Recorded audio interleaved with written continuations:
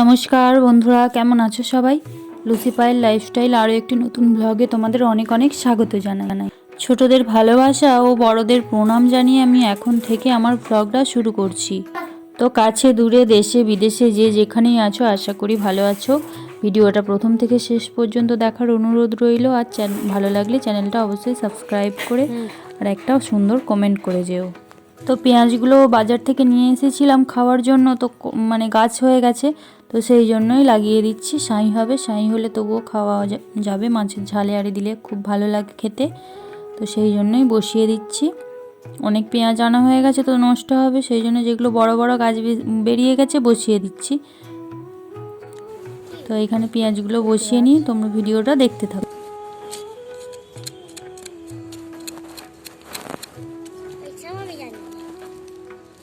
শুটকি মাছের ঝাল হবে। না এটা নিয়ে চলো ঘরে, চলো চল চল চল, ওইদিকে চল, ওইদিকে চল না।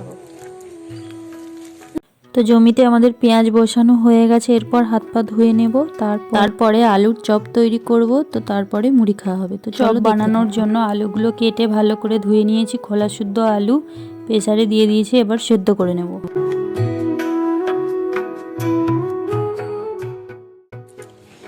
চপ বানানোর জন্য আলু সেদ্ধ হয়ে গেছে, এখানে নিয়ে নিয়েছি মেথি, কড়াই তেলের উপর মেথিটা দিয়ে দেবো।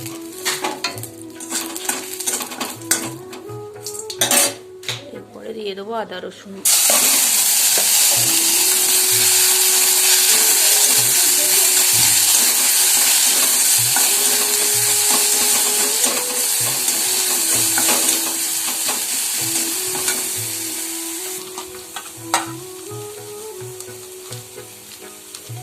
চটকে নেবো ভালো করে।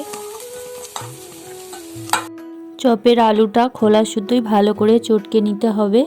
এখানে বেসন নিয়ে নিয়েছি, কড়াই তেল দিয়েই তার উপর দিয়ে দিয়েছি মেথি পাতা, তারপরে আদা রসুনটা মানে হালকা থেতো করা বেটে নিয়ে, মানে বাটা নয়, দিয়ে আদা রসুন দিয়ে ভালো করে ভেজে নিয়ে হলুদ গুঁড়ো লঙ্কা গুঁড়ো দিয়ে তার উপর আলুটা তুলে দিয়েছি।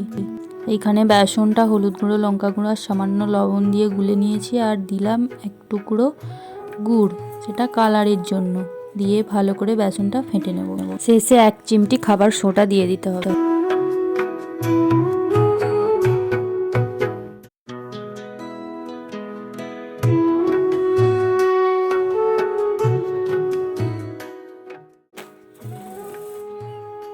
চপ বানানোর জন্য আলুগুলো গোল গোল বলের আকারে শেপ করে নেব, ছোট সাইজে। তো আলুগুলো গোল গোল বলের আকারে শেপ করতে থাকি, আর তোমরা ভিডিওটা দেখতে থাকো, ভালো লাগলে অবশ্যই একটা লাইক করে দিও।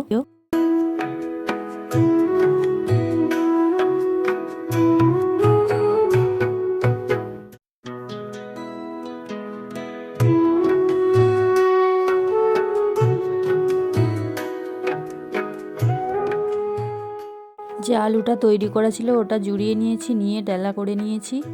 মোট 8টা চপ হবে। আর ওদিকে কড়াই তেল দিয়ে গ্যাস জ্বালিয়ে দিয়েছি। এভাবে একটা পলিথিন দিয়েছি, তার উপরে একটু তেল দিয়েছি, আর ওইভাবে মুড়ে নিয়ে হাতে করে চেপে চেপে শেপটা দিচ্ছি। তো পলিথিনটা মুড়ে যাওয়ার কারণে মানে ওটা মানে গোল শেপ আসেনি আর কি। তো আমি হাতে করে একটু করে গোলটা শেপটা বানিয়ে দিচ্ছি। তো এইভাবে আলুগুলো একটু মোটা মোটা করে নিলে বেসনের উপর থেকে ভালোভাবে তোলা যায় আর কি। তোমরা এইভাবে করে নিও।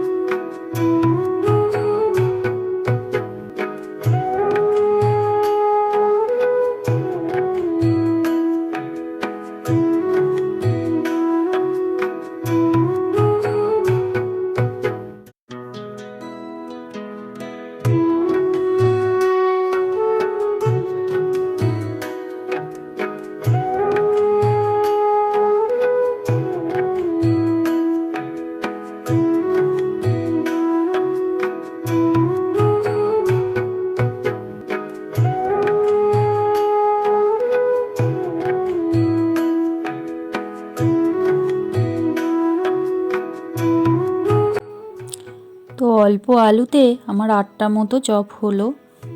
তো শুধু আলুর তরকারি, আলুর ঝোল মুখে না যদি ভালো লাগে, স্বাদ একটু বদলানোর জন্য একটু তো বাড়িতে চপ এইভাবে বেসন দিয়ে ভেজে করাই যেতে পারে। তো মেথি পাতাটাই মাস্ট, মেথি পাতাটা দিতে হবে। তো এইভাবে আমি একে একে চপগুলো ভেজে নেব, তোমরা দেখতে থাকো।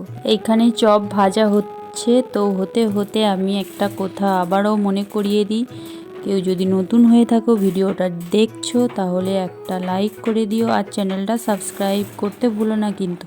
তো এইখানে আমার চপ ভাজা হয়ে গেছে, তো রেডি করে নিয়েছি। তো কেমন লাগছে বলো, একদম মুচমুচে ক্রিসপি, দারুণ হয়েছিল চপটা কিন্তু।